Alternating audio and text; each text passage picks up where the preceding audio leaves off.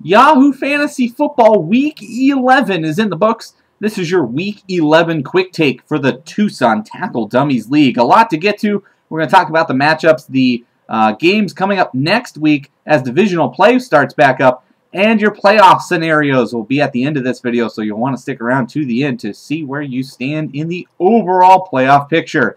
The Week 11 action was defined by critical losses that have helped to shape the playoff chase, and the closest match in history took place this week. Your Extends Game of the Week, Herbie TG knocking off Greek Thunderball in an upset 126.5 to 126.34. This one decided by 0.16. Herbie, with the victory, stays alive in the playoff chase. 4-7 overall, winner of 2 straight after the closest match ever, while Greek Thunder 5-6 now with the loss and loser of 2 straight.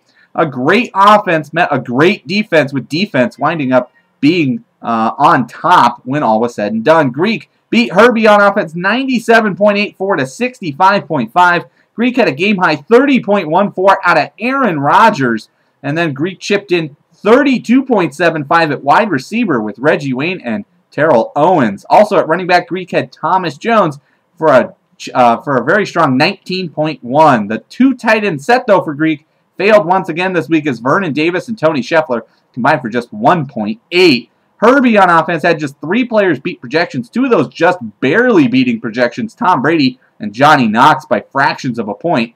And then Benjamin Watson chipped in a 0 at tight end for Herbie. But defense is where Herbie would rally, winning the defensive battle 61 to 28.5.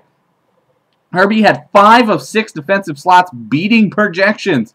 Greek did try to fight back with 18 points from the Chicago Bears defense, but the rest of the defense combined for just 10.5 points. One of those players, a defensive back on the IR, and the 2 defensive linemen for Greek combining for just 0.5. Herbie, 20 points out of the Tampa Bay defense, chipping 15.5 from linebacker James Harrison. And the final player of the matchup in the Sunday night game, the New York Giants defensive back Terrell Thomas, chipped in 12.5 and wound up being the difference, winning this game for Herbie by a fraction of a point. Another big win, AZ Chargers knocked off DM2 Carp as these 2 teams fight it out to try to make it to the playoffs. Chargers wins this one 137.61 to 125.9.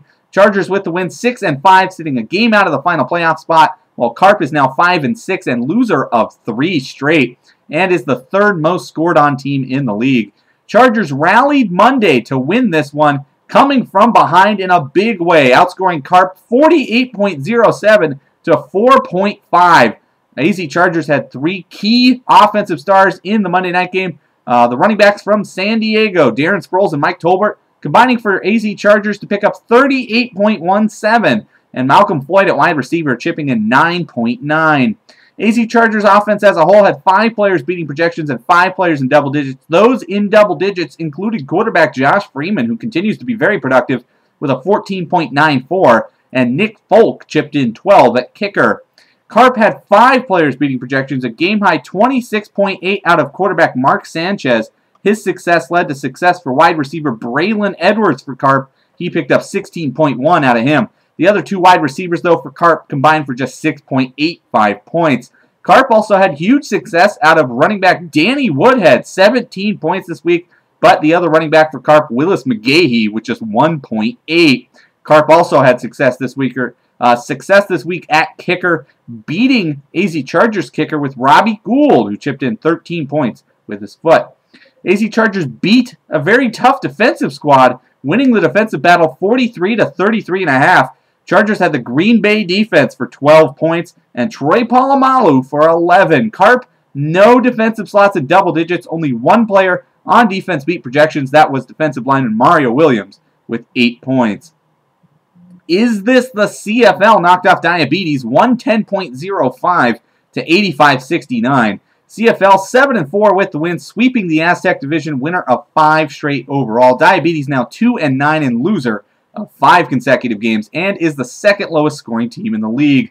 CFL, a game-high 24.92 out of Phillip Rivers. Only 2 other players on the entire squad were in double digits, including Wes Welker with a 13.23, while the other 2 wide receivers combined for just 5.65 points for CFL.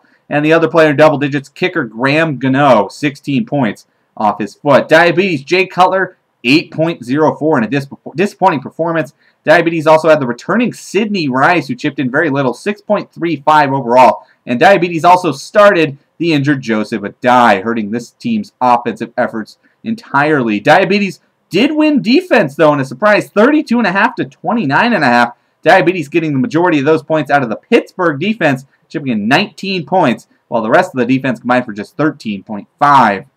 Also sweeping a division this week, Delicious Pancakes knocked off Sixburg, 121.59 to 90.7. Pancakes with the win, 8-3, sweeping the Aztec division, and the winner of 5 straight as well, while Sixburg 5-6 and loser of 5 consecutive games after starting 5-1. Pancakes exploded on offense and covered up a very poor defensive showing. Pancakes game-high 33.7 out of wide receiver Steve Johnson of the Buffalo Bills. Pancakes had 2 running backs this week, Maurice Jones-Drew and LaDainian Tomlinson, combining for 38.2.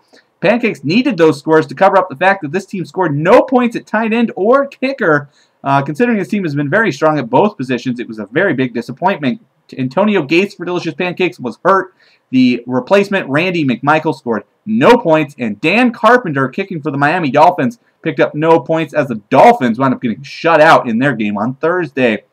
Sixburg had an injured quarterback and an injured kicker, and now has an injured wide receiver. Hakeem Nicks picked up 8 points this week, but will go down and likely miss action for the New York Giants. So Berg is going to be way down on offensive firepower. Sixburg had Eagles players LaShawn McCoy and Jeremy Maclin combined for 35.5 points, while the rest of the offense combined was just 35.7 points. So without Philly's success, this team was in the toilet. An ugly defensive battle was actually won by Sixburg, 19.5 to 19, edging them out by half a point. Pancakes with no players beating projections on defense, while Sixburg had the high score on defense with the San Diego Chargers defense picking up 8 points. Inglorious Bearju also sweeps the Aztec division with a win over Polax, 162.82 to 134.39 in a very competitive battle. Bearju now 7-4 with the win, winner of 4 straight, sweeping the Aztec division as well, and scoring 140 or more points in all 4 matchups against the Aztec division, claiming stake to the highest scoring team in the league. Polax with the loss, 3-8, loser of 5 straight, despite scoring the most points they've scored in any matchup all year. Bearju won the quarterback battle, an interesting battle. Michael Vick versus Donovan McNabb in this fantasy matchup. 19.72 for Vick, 18.44 for McNabb. Bearju, game-high 34.95 out of Greg Jennings. And then also chip in Brandon Lloyd with 16.3 at wide receiver, and this team found a great deal of success. Also successful, the running back trio for Bearju. Peyton Hillis, Ray Rice, and LeGarrette Blount combined for 50.6 at running back this week. Polax, 2 wide receivers, combined for 49.7. That was Marcus Colston and Dwayne Bowe. The 3 running backs on this squad, though, combined for just 3.9. The Rod Stevens-Howling and Ryan Matthews both scored zeros. Polax did wind up winning defense, though, when all was said and done, 40.5 to 34.5. Most of that contributed to the Baltimore team defense with 23 points for Polax. The rest of the defense combining for just 17.5. While Bearju had 21.5 from 2 defensive backs. In a very big victory, Bucknuts knocked off Jammed Toe in a battle of juggernauts, 172.32 to 132.83. Buck with the win, now 8-3, and sweeps the Caballero division, winner of 5 straight overall, while Toe loses this one, falls to 8-3 and second in the overall standings, and is still the second most scored on team despite their successful record. An amazing quarterback battle as Drew Brees took on Peyton Manning in this one, with Jammed Toe hiring Drew Brees to pick up the victory there, 29.28 to 28.84. Both of those quarterbacks were team highs. Bucknuts, 42.05 out of 2 running backs, Benjarvis Green Ellis and Arian Foster. And Buck also had 17.6 out of tight end Joel Dreesen, beating projections by over 15 points this week.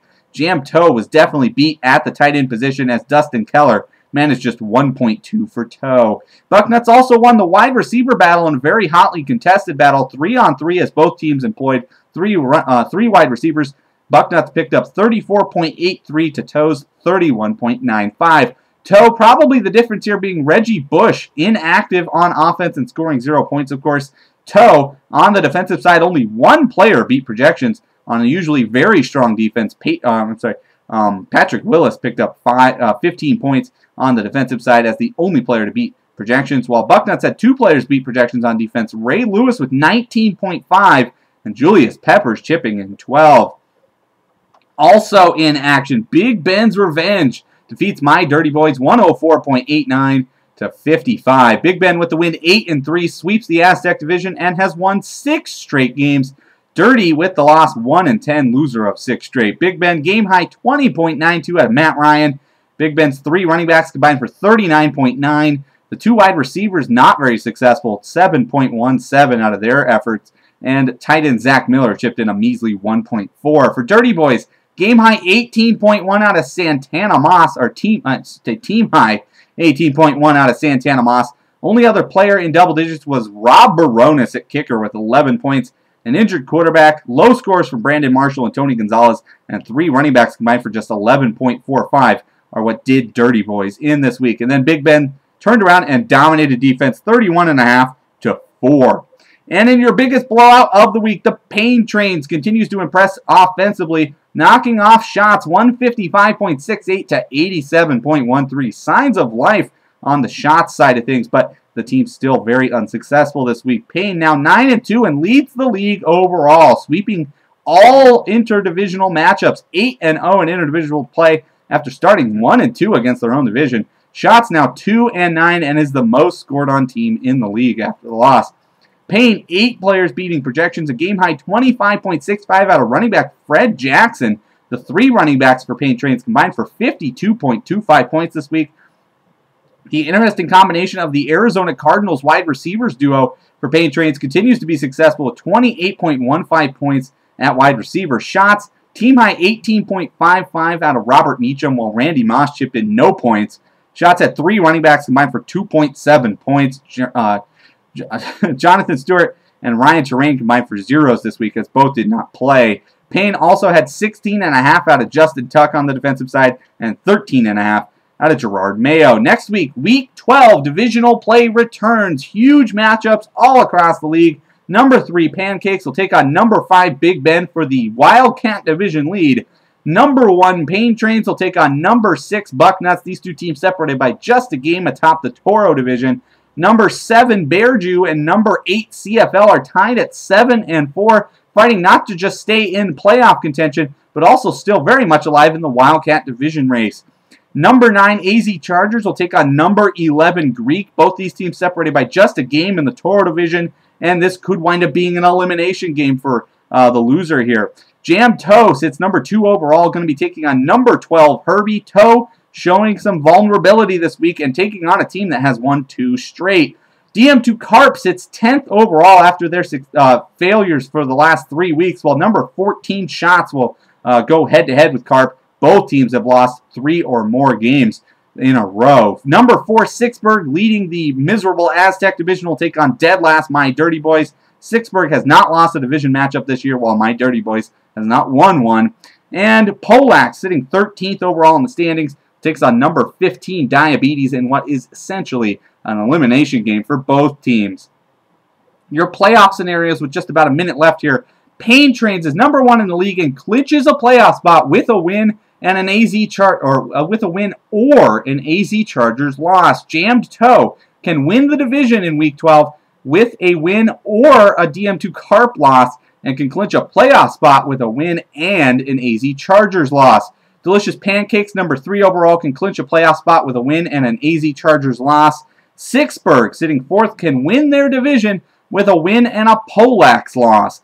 Number 5, Big Ben's Revenge, can clinch a playoff spot with a win and an AZ Chargers loss. Number 6, Bucknuts, same story, would need to win and have AZ Chargers lose to lock up a playoff spot. Number 7 is Inglorious Bear Jew. Number 8, Is This the CFL? Those 2 teams cannot do anything just yet. Number 9, AZ Chargers cannot win their division with a loss or a Pain Trains win. Number 10, DM2 Carp cannot win their division, is eliminated from that race with a loss or a Jammed Toe win. Number 11, Greek Thunderball cannot win their division now, but is still alive for the wild card. Herbie TG sits 12th. They cannot win their division, and they are eliminated from the wild card race with a loss. Number 13, Polax, is eliminated entirely with a loss and a Sixburg win. Number 14, Shots, is officially eliminated. Number 15, Diabetes, is eliminated with a loss or a Sixburg win. And number 16, My Dirty Boys, is also officially eliminated. So, we'll hope to see you back next week for Week 12 in the Tucson Tackle Dummies League.